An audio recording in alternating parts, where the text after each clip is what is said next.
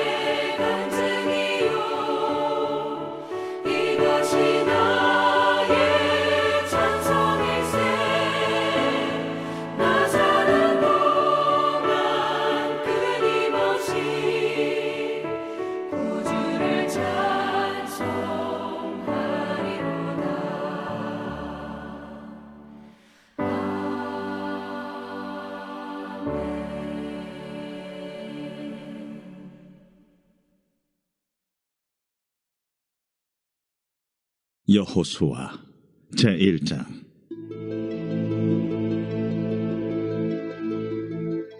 여호와의 종 모세가 죽은 후에 여호와께서 모세의 수종자 눈의 아들 여호수아에게 말씀하여 이르시되, 내 종 모세가 죽었으니 이제 너는 이 모든 백성과 더불어 일어나 이 요단을 건너 내가 그들 곧 이스라엘 자손에게 주는 그 땅으로 가라. 내가 모세에게 말한 바와 같이 너희 발바닥으로 밟는 것은 모두 내가 너희에게 주었노니 곧 광야와 이 레바논에서부터 큰 강 곧 유브라데 강까지 해쪽 속의 온 땅과 또 해지는 쪽 태해까지 너희의 영토가 되리라. 내 평생에 너를 능히 대적할 자가 없으리니 내가 모세와 함께 있었던 것 같이 너와 함께 있을 것임이니라. 내가 너를 떠나지 아니하며 버리지 아니하리니 강하고 담대하라. 너는 내가 그들의 조상에게 맹세하여 그들에게 주리라 한 땅을 이 백성에게 차지하게 하리라.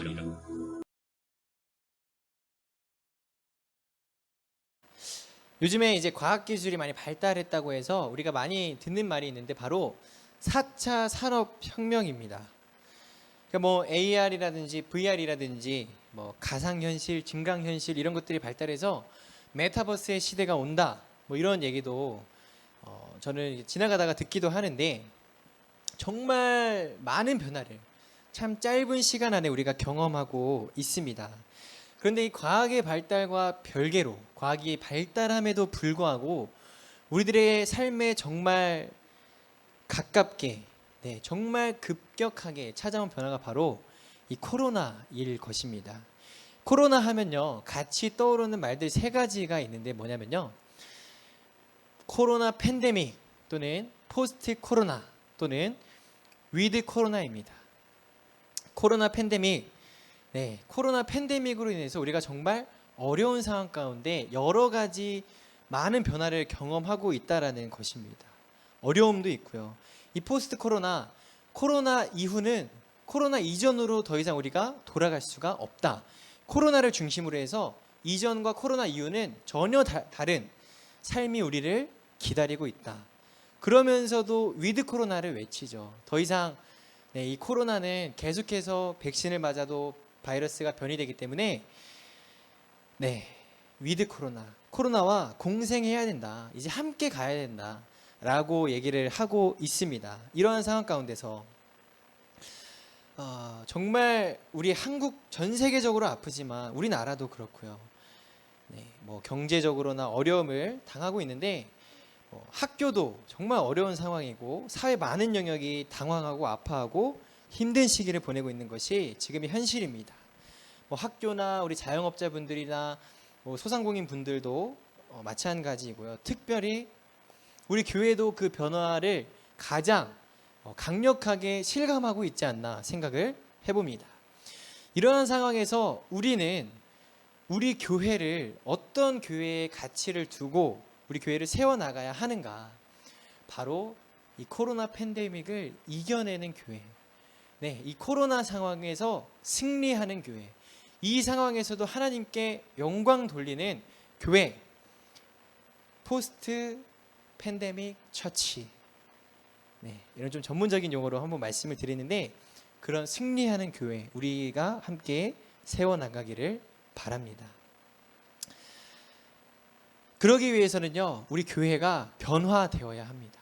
교회의 본질의 가치, 중심의 가치로 다시 한번 우리들의 마음들, 우리들의 가치를 재정립하고 새롭게 변화되어서 이전에서 우리가 잘못 생각하고 있던 것들, 이전에서 우리가 좀 부족하게 생각하고 있는 것들이 있다면 다시 한번 말씀으로 돌아가서 우리가 이 상황 가운데 우리가 다시 어떻게 변화되어야 할 것인가를 함께 살펴봤으면 좋겠습니다. 뿐만 아니라요 사실 이 코로나뿐만 아니라 우리 한국 교회가 직면한 위기 가운데 하나는요 저출산 문제도 있습니다. 아주 오래전부터 나온 얘기긴 합니다. 저출산으로 인해서 당장 학교 수가 줄고요, 그리고 학생 수가 줄고요, 학교가 줄고 선생님도 줄고 뭐 뉴스에서는 간혹가다 보면은 군 복무자도 준다. 당연하죠. 아예 출산율이 떨어지고 있기 때문에 그런 여러 가지 사회적인 문제들이 우리들에게 다가오고 있는 현실입니다. 그리고 우리 교회도 그 변화에 정말 가장 큰 그 태풍의 가장자리에 놓여 있지 않나 생각을 해봅니다. 저는 종종 우리 교회학교 선생님들에게도 얘기할 때 다음 세대는 우리 교회의 미래입니다라고 얘기를 합니다. 우리 교회의 미래. 네. 교회는 이 땅의 희망이고요. 우리 교회의 미래는 다음 세대입니다. 10년 후, 20년 후, 30년 후 지금 있는 아이들이 이 교회를 이끄는 주역들이 되고요. 기둥들이 될 것입니다. 그런데 문제는 어떻게 훈련시키느냐 그런 방법도 문제가 될 수 있겠지만 훈련시킬 아이들이 교회에 줄어들고 있다. 없어져 가고 있다. 이것이 정말 큰 문제이죠. 그래서 우리가 정말 이 다음 세대를 향한 사역과 비전 함께 관심을 갖고 마음과 정성을 쏟아서 세워나가야 할 것입니다.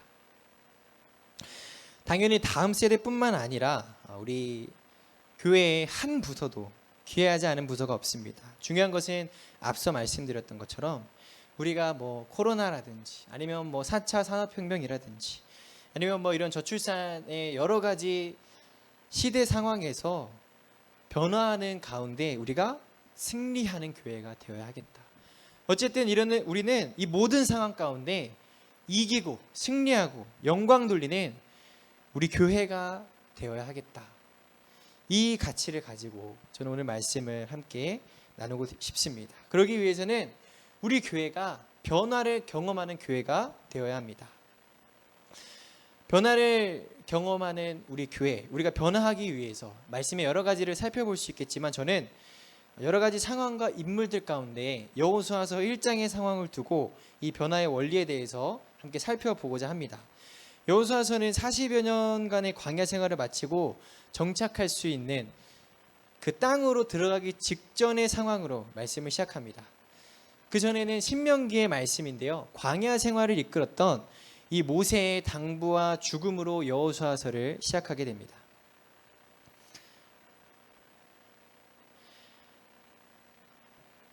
하나님은 여호수아를 차기 지도자로 세우셨습니다.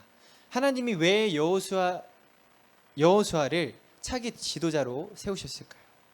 그는 바로 이 모세를 가장 가까이에서 보고 함께 했던 사람이기 때문입니다. 좀 더 정확하게 말하자면요. 모세랑 함께 하면서 모세가 하나님과 어떠한 관계와 교제를 맺는지, 모세가 하나님과 어떠한 시간을 보내는지, 모세의 태도와 마음의 중심들을 가장 가까이에서 봤던 사람이기 때문에 그 모세의 모습을 통해서 자연스럽게 하나님과는 이렇게 지내는 거구나. 하나님은 이렇게 마음의 중심을 하는 거구나. 하나님과는 이렇게 교제하는 거구나. 하나님께는 이렇게 나아가는 것이구나. 라는 것을 자연스럽게 깨달으며 체득했던 것입니다. 그러한 여호수아를 하나님은 차기 지도자로 세우셨습니다. 변화의 첫 번째 원리는 변화를 경험한 사람에게서 배우는 것입니다.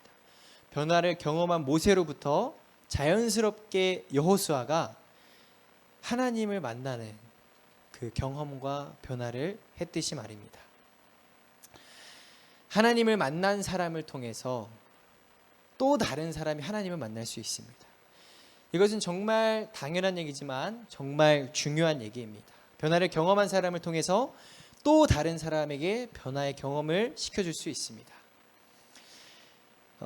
저는 항상 이 영어가 부족해서 지나가는 이제 광고들 중에 영어 광고를 보면은 조금이라도 눈여겨 보는데 저의 마음 가운데 우리 아마 다들 아실 겁니다. 조금 이제 흥미가 생겼던 영어 공부 광고, 바로 야 너도 할 수 있어, 야 너도 할 수 있어 하면서 이제 야나두 광고가 나오죠. 제가 뭐 홍보하려고 하는 것도 아니고 저도 아직 야나두를 해보진 않았지만 영어 공부가 이제 자신도 어렵다고 생각했던 그 사람이 해보니까 되더라라고 하면서 소개를 해주는 그 모습을 보니까 너도 할 수 있어 라고 이렇게 얘기를 해주니까 제 입장에서는 영어가 좀 어려우니까 이게 퍽 위로도 되고 흥미도 생겨서 좀 머리에 많이 기억에 남았던 것 같습니다. 교회에서의 변화도 마찬가지입니다. 믿음 안에서의 변화도 마찬가지입니다. 우리가 교회 안에서 야 너도 변화할 수 있어 막 이런 식으로 막 이렇게 좀 오글거리게 막 얘기를 잘 하지는 않지만, 중요한 것은 이미 변화된 사람은요, 변화된 사람의 그 삶을 통해서 교회에서 뭐 직장에서 학교에서 가정에서 변화의 모범을 보이면서 선한 영향력을 보여주고 있다. 자연스럽게 이미 흘려보내고 있습니다. 이 코로나 팬데믹 상황 가운데서 사실 다시 한번 조명된 다음 세대 사역의 패러다임의 전환이 있는데요. 변화가 있는데, 그것은 이 신앙교육의 현장 중 가장 기본이 되고 바탕이 되는 가정에서의 교육이 조명을 받고 있습니다. 물론 지금 학교나 교회에서도 신앙교육을 할 수가 있습니다. 또 하고 있습니다. 하지만 대부분 온라인으로 진행이 되기 때문에 어느 정도 한계가 있다라는 것입니다. 가장 많은 시간을 보내는 곳 어디입니까? 바로 가정입니다.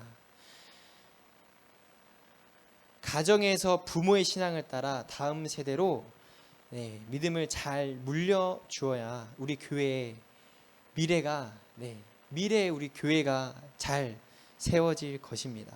저도 사실 당연히 말로만 하는 것이 아니고, 저도 사실 이 가정에서 어떨 때 이 신앙적으로 가장 동기와 찔림, 도전들이 있었냐면, 제 방에서 화장실을 갈 때 바로 붙어 있어서 3초도 안 걸리는 그 짧은 그 찰나의 순간, 거실에서 이렇게 스탠드를 켜고 성경이나 아니면 신앙서적 같은 거를 읽고 계시는 부모님의 모습을 스쳐 지나갈 때, 때로는 저녁에 밤에 이렇게 방에서 쉬다 보면은 옆에 붙어 있는 교육관이나 2층 본당에서 부모님이 이제 기도하는 소리가 작게 들릴 때, 또는 이렇게 항상 성도님들을 반갑게 맞아주시면서 환영해 주시는 그런 모습들을 볼 때, 그리고 식사하면서 두런두런 교회나 신앙이나 사역에 대한 얘기들을 나눌 때 찔림이 있고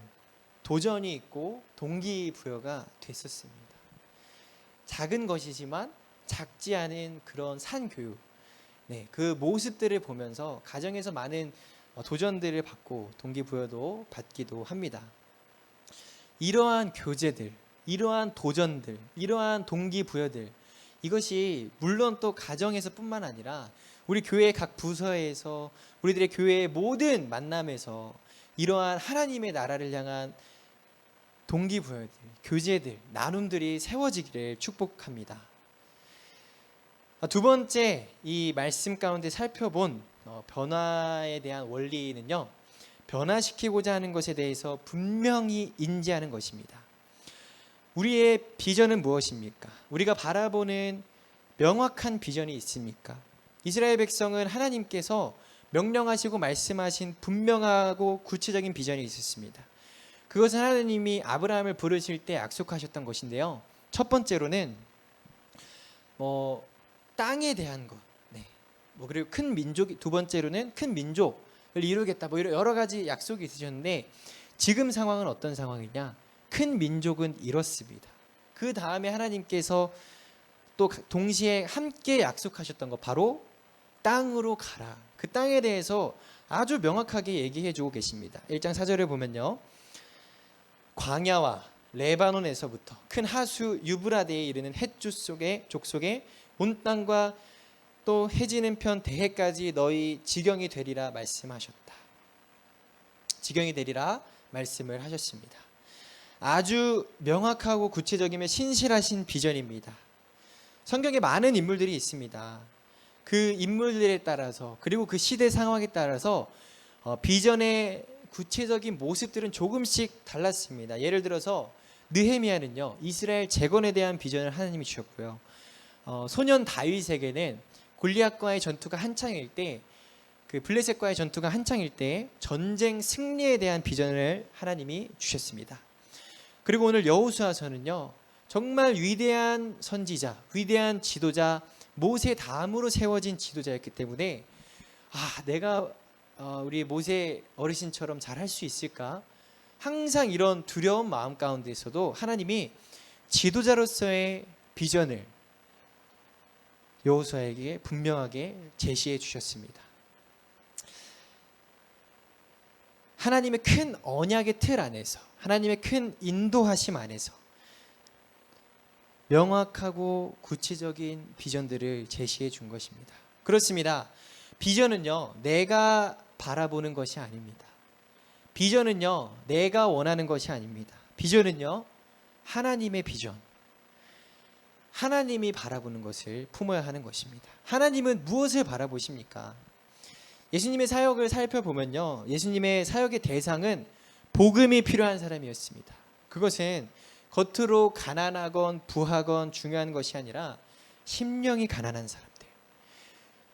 그래서 주의 성령의 복음이 필요한 자들을 부르시고 살피셨습니다. 오늘날에도 동일합니다. 하나님의 비전을 품고요, 하나님이 바라보고 예수님이 바라봤던 그 영혼들, 심령이 가난한 자들을 향해서 주의 복음이 필요한 자들에게 그들을 위해서 기도하며 복음을 전하는 것입니다.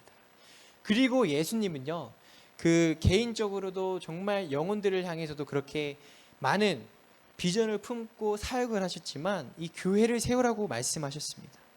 사도들을 보냈습니다. 사도들을 보내고 감독하게 하시고 성령 하나님께서 계속해서 보내시면서 이 교회를 세우게 하셨습니다. 우리 교회의 비전은, 우리 비승항공교회가 품어야 되는 교회의 비전은 나의 비전이 아닙니다. 나 한 사람의 비전이 아니라 하나님의 비전을 가져야 합니다. 하나님의 비전을 갖고 복음이 필요한 자들에게 다가가서 복음 자체가 되신 예수 그리스도처럼 우리 교회가 주의 복음을 들고 이 땅에 세워진 교회의 사명을 다해야 할 것입니다. 저는 그러기 위해서 우리가 이 비전으로 하나가 되고 연합하고 일치해야 한다. 이 비전을 통해서 우리가 하나가 될 수 있다라고 말씀을 드립니다. 사도 바울은 이 교회를 설명할 때 뭐라고 얘기를 하냐면 몸이라고 얘기를 합니다. 몸이라고 얘기를 하는데, 교회가 사람의 몸인데 이 몸에, 교회의 머리는 누구냐? 바로 예수 그리스도. 또 교회의 중심은 누구냐? 바로 예수 그리스도. 또 교회의 터, 반석은 누구냐? 바로 예수 그리스도.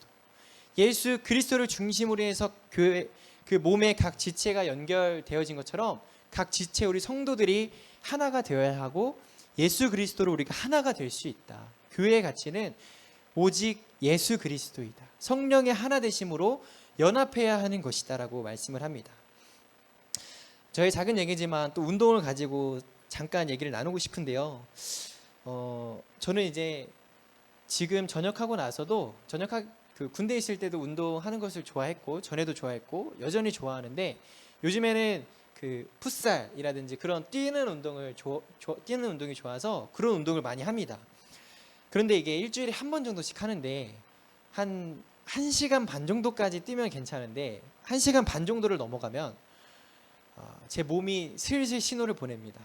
제 예전에 한번 뿅던, 작년 겨울에 뿅던 오른쪽 발목, 제가 20대 초반에 수술했던 왼쪽 무릎, 제가 초등학생 때 큰 병이 있었던 오른쪽 고관절, 이 세 군데에서 이제 삐그덕 거리면서 주인님아 좀 그만 좀 뛰어라 라고 이런 식으로 저에게 신호를 보냅니다. 근데 이제 한창 뛸 때는 잘은 모르니까, 아니면 괜찮아 하면서 2시간 3시간 정도 뛰면은 어떻게 되냐, 그날 저녁부터 하루 이틀은 살짝 절뚝거리면서 이렇게 걸어 다닙니다. 몸이 아프면 아무리 머리로 생각을 해도 몸이 내 맘 같지가 않을 때가 많이 있습니다. 근데 우리 교회도, 우리가 교회가 우리 몸이라고 하는데, 이 교회가 아프면 우리의 머리이신 예수님이 명령하는 대로 우리가, 교회가 하나님의, 예수님의 명령을 따라 교회의 사명을 감당할 수가 없는 것입니다. 그래서 우리는 더 돌봐야 합니다. 우리 교회 성도님들을 서로 돌보고 교제하고 섬기고, 이러한 것들이 우리 교회 가운데 필요할 것입니다. 우리 운동할 때도 때로는 근육을 키우려면 배운 것이 고립을 잘 시켜야 된다. 예, 완전한 고립, 근육에 집중하기 위해서. 때로는 우리 성도님들도 광야 같은 시간 사람들도 다 끊기고 뭔가 혼자 하나님을 독대하는 시간들이 있습니다. 그것이 다 안 좋은 시간은 아닙니다. 분명히 그 시간을 통해서 하나님이 더 깊이 개인적으로 만나 주실 때도 있습니다. 하지만 운동도 계속 고립해서 막 큰 근육만 키우고 막 보여지는 근육만 키우다 보면은 부상을 당하기가 쉽더라고요. 저도 그래서 어깨를 다치고 막 풀업을 하다가 어깨를 다치고 그랬는데, 그때 같이 해줘야 되는 것이 기능성 운동입니다. 기능성, 연결되어지는 관절이나 이런 부분들의 기능성을 살려줘야 이 몸이 다치지 않고 더 연결되어져서 긴밀하게 그 역할을 잘 감당할 수 있더라고요. 우리 교회가 바로 그러한 모습이 있어야 됩니다. 비전으로, 명확한 비전이 있는 다음에 비전으로 일치해야 하는 것, 그것이 우리 교회의 참 모습입니다. 변화의 원리 세 번째는 바로 이것입니다. 변화는 함께 간다라는 것. 변화는 혼자 가는 것이 아니라 함께 간다라는 것. 변화의 주체는 나로부터 시작할 수 있습니다. 그러나 더불어 함께 가야 합니다.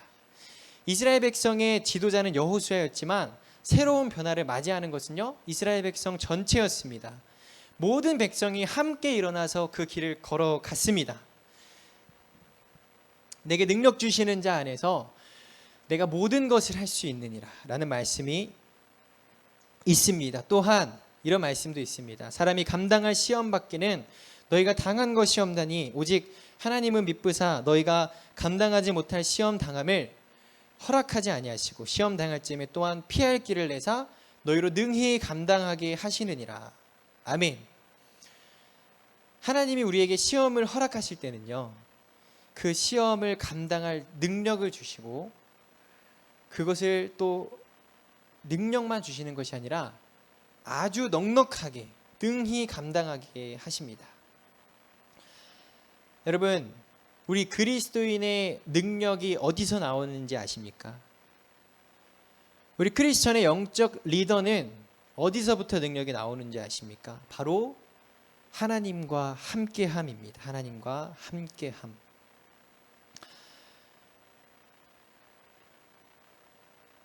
여호수아서 1장에 살펴보면요, 내 평생에 너를 능히 대적할 자가 없다.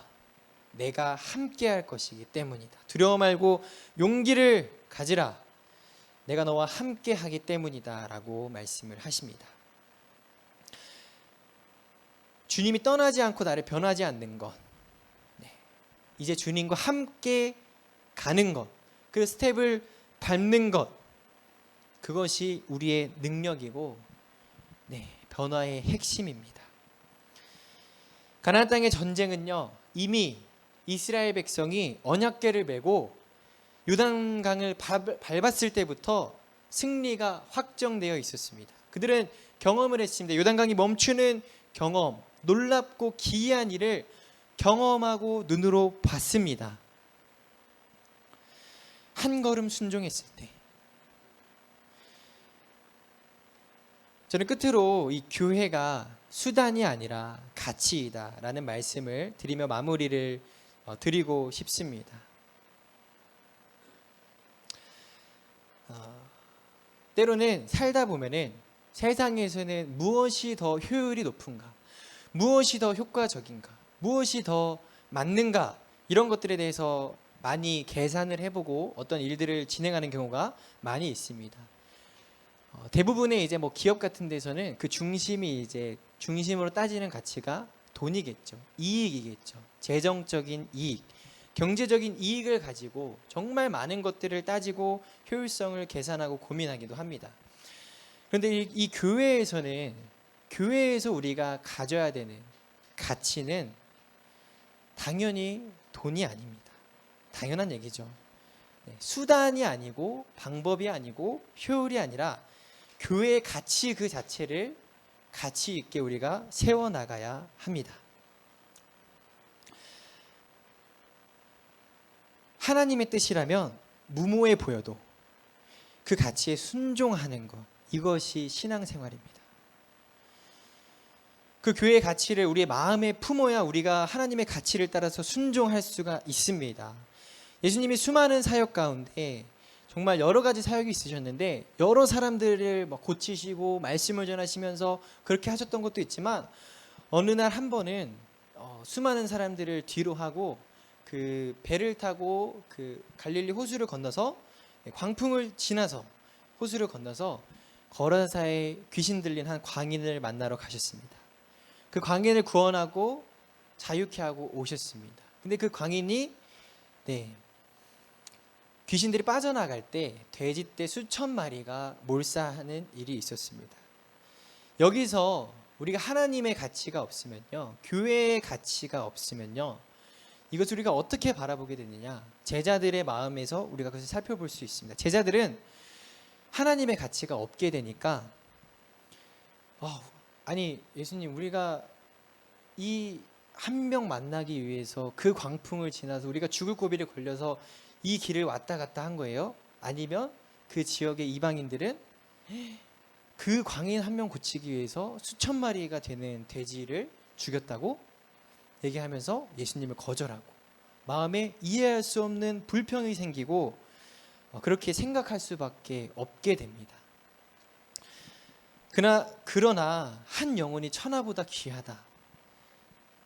한 생명의 구원의 가치, 한 생명의 가치를 우리들의 마음에 품는다면요, 예수님에게 있었던 이 가치를 우리들에게 품는다면 그 힘들었던 여정, 광풍을 지나고 정말 오랫동안 해가지고 별로 소득 없었던 것 같았던 그 여정을 보는 것이 아니라, 그 돼지떼를 바라보는 것이 아니라 자유케 된 그 광인 한 사람, 구원받은 그 한 사람, 그것을 보고 하나님께 영광 돌리며 하나님께 감사하고 그런 가치를 우리 교회 안에, 우리 성도님들의 마음 가운데 세울 수 있을 것입니다. 그런 가치를 세우는 우리 비승항공교회 모든 성도님들이 되시기를 축복합니다. 코로나 팬데믹을 이겨내는 우리 비승항공교회가 되기 위해서 하나님의 명확한 비전을 품고 내가 먼저 하나님의 변화를 경험한 우리 성도님들이 되십시오. 이 코로나 팬데믹 상황뿐만 아니라 이 시대 상황이 우리 교회에게 도전하고 질문하고 뭔가 흔들어 보는 그 상황에서, 그 모든 변화의 상황에서 우리가 승리로 하나님께 영광 돌리기 위해서 혼자 가지 말고 우리가 더불어 함께 섬기면서 긴밀하게 예수 그리스도로 우리 비전의 일치를 이루는 우리 성도님들이 되시기를 바랍니다. 이 코로나 팬데믹과 또 여러 가지 상황을 이겨내고 승리하는 교회가 되기 위해서 비전으로 하나 될 때 우리가 또 예수 그리스도로, 성령으로 하나님의 비전을 품고 한 영혼이 천하보다 귀하다, 한 생명을 귀하게 여긴 그 하나님의 마음을, 하나님의 가치를 품는 우리 비승항공교회의 모든 성도님들이 되시기를 주님의 이름으로 축복합니다. 이 시간 우리 함께 바라고 원하고 기도합니다. 찬양 드리시겠습니다.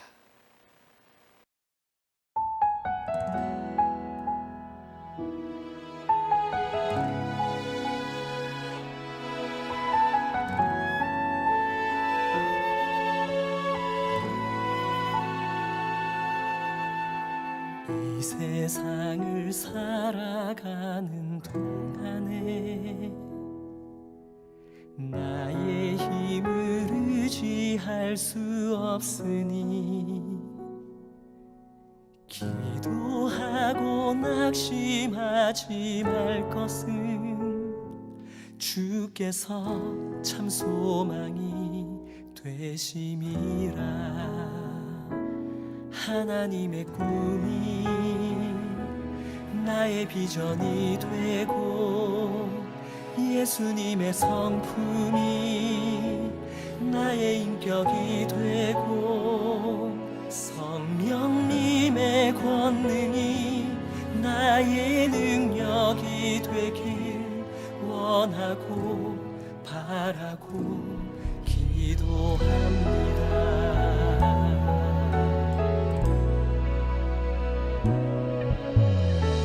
세상을 살아가는 동안에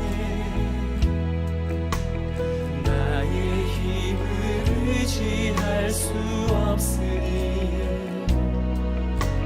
기도하고 낙심하지 말 것을 주께서 참 소망이 되시리라.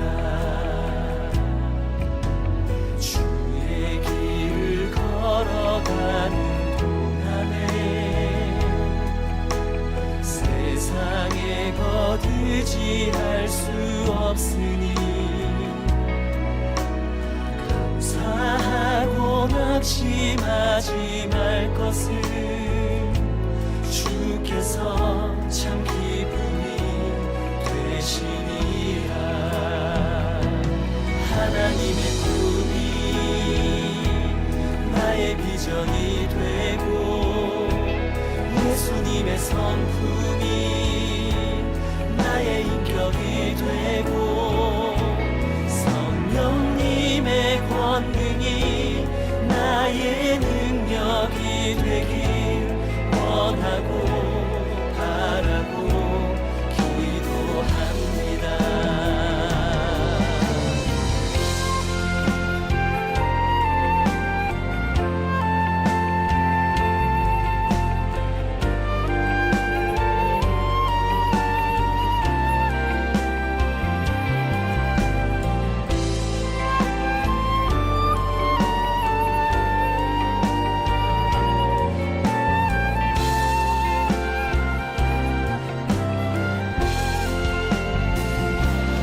하나님의 꿈이 나의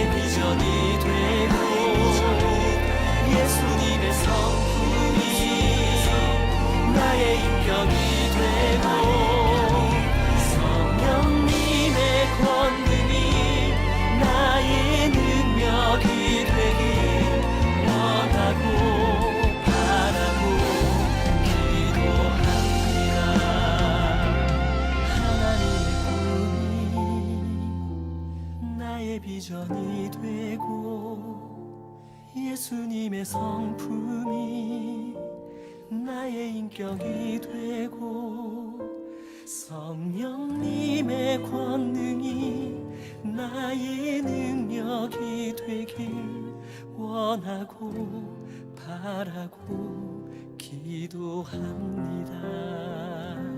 하나님의 꿈이 나의 비전이 되고 예수님의 성품이 나의 인격이 되고 성령님의 권능이 나의 능력이 되길 원하고 바라고 기도합니다. 원하고 바라고 기도합니다. 원하고 바라고 기도합니다.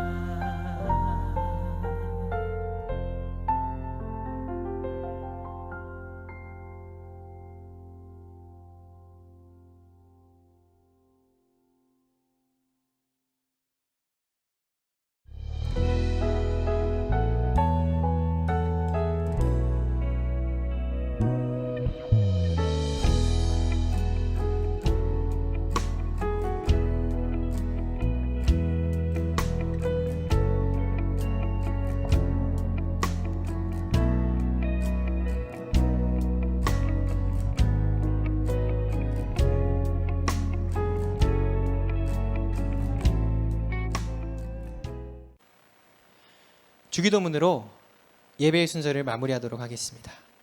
하늘에 계신 우리 아버지, 아버지의 이름을 거룩하게 하시며 아버지의 나라가 오게 하시며 아버지의 뜻이 하늘에서와 같이 땅에서도 이루어지게 하소서. 오늘 우리에게 일용할 양식을 주시고 우리가 우리에게 잘못한 사람을 용서하여 준 것 같이 우리 죄를 용서하여 주시고 우리를 시험에 빠지지 않게 하시고 악에서 구하소서. 나라와 권능과 영광이 영원히 아버지의 것입니다. 아멘. 오늘 수요 예배의 모든 순서를 마치고 노래는 한 10분 정도 더 이렇게 재생이 될 예정이니까 우리 성도님들이 또 개인적인 기도로 또 마음을 정리하시며 마무리하시고 각자의 삶의 자리로 또 돌아가셨으면 좋겠습니다. 우리 주일날 또 예배의 자리에서 뵙도록 하겠습니다. 감사합니다.